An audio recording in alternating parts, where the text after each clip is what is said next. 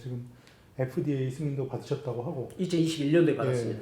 치매가 지금 고령화 사회에 제일 무서운 질병이죠. 그렇죠. 예. 그런 분들한테, 그런 가족들한테 굉장히 예.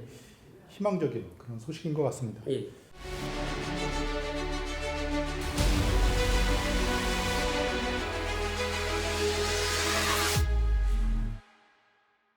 지금 이 전자기급 자극으로 이런 효과를 얻을 수 있다. 신경 전달 물질을 좀 활성화시킬 수도 있고 좀 죽일 수도 있다. 이런 그 임상 결과가 있는지 근거를 좀 제시해 주시죠. 책자를 제가 이제 가지고 왔는데요. 저희들이 이제 유일하게 FDA를 받고 지금 전 세계적으로 좀 미국도 수출하고 있고 이제 뭐 그런 회사인데요. 여기 이제 보시면은 저자분들 중에는 이 책에는 대학 교수님들도 있고 그 로컬 원장님께서도 이 전자약을 그러니까 우리 TMS 장비를 아주 잘 쓰고 계신 분들 14분 정도가 우리 이 책을 만들기 위해서 기고를 하셨어요. 저분들이 다 의사 선생님들이죠. 그렇습니다. 이제 정신과 선생님들도 있고 신경과 선생님들도 있고 재활학과 쪽에서도 왜냐하면 혈관성 치매라고 하는데요. 그런 분들도 있고 뇌졸중 걸리신 분들 그것도 뇌하고 관련된 부분이거든요.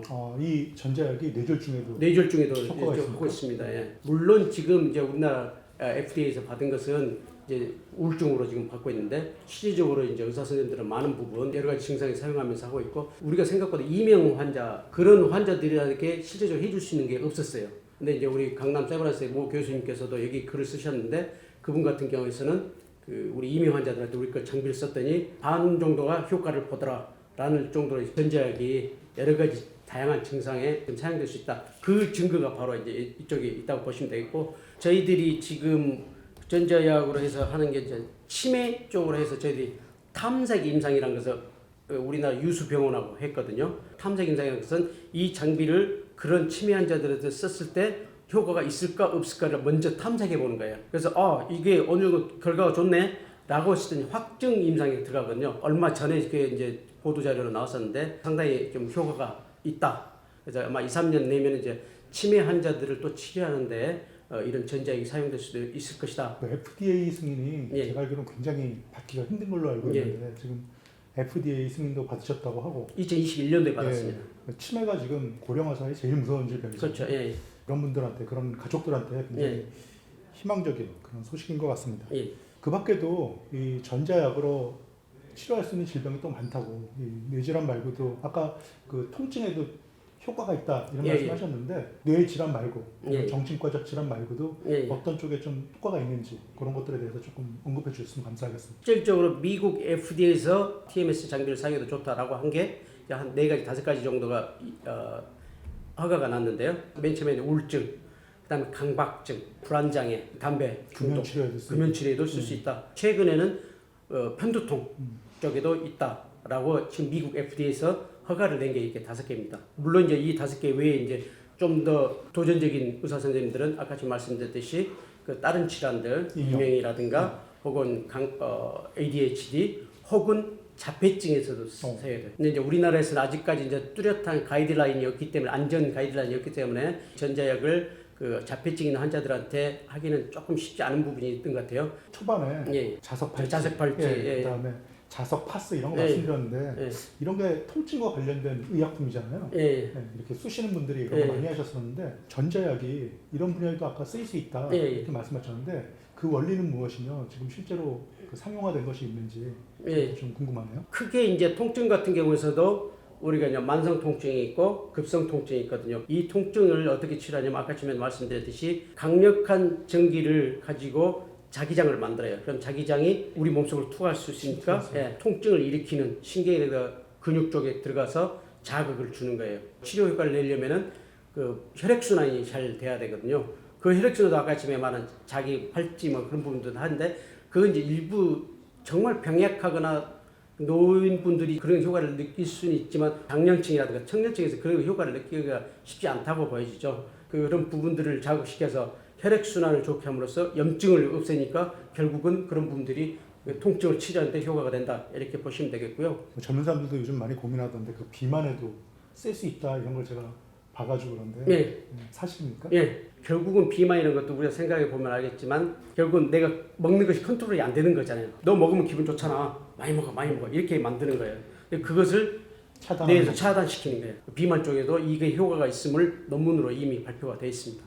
보면은 참 여러 분야에 쓰일 수 있고 정신과 질환, 그다음에 그 비만 치료, 예. 치매, 그 좋은 활용도를 가지고 있는데 이 전자약 시장이 뭐 지금도 그 어느 정도 그 시장이 형성되어 있는 것으로 아는데 실제로 그럼 지금 우리가 병원에 갔는데 이런 전자약 치료를 실제로 받을 수가 있는 건가요? 주로 이제 정신과라든가 뭐 신경과, 재활의학 쪽, 통증 쪽에서도 지금 일부 이 장비를 지금 쓰고 있어요. 왜냐하면 통증이 낫지 않으면 그분들이 잠을 잘 수가 없지 않습니까? 잠을 자지 못하면 삶의 질이 낮아지기 때문에 그분들 또 우울증이 걸려요. 또 반대로.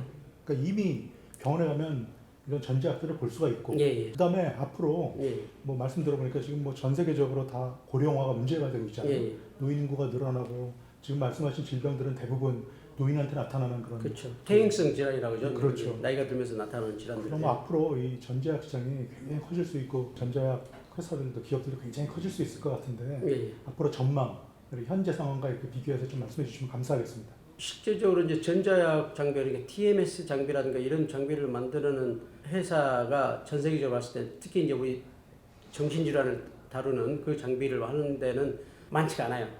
한 10개에서 15개 업체 정도가 있고 전 세계적으로 시장 보고서에 따르면은 전자약 시장이 실질적으로 뭐 내년 정도 2026년 6년 혹은 2025년 정도 통계치로 봤을 때 약 380억 불 보니까 하나로 건대 보니까 44조 원 정도 시장이 되더라고요. 전자약이 듣고 보면은 의사분들도 필요하지만 어떻게 보면 공학자의 영역일 것도 같은데 궁금증이 생기는데요. 실제로 이 분야에서 일하시는 분들이 의사가 많은지 아니면 공학자, 기계를 다루시는 분들이 많은지 어떻게 좀 여쭙고 싶습니다. 이게 의료 장비다 보니까 소프트웨어도 있고 하드웨어도 있지 않습니까?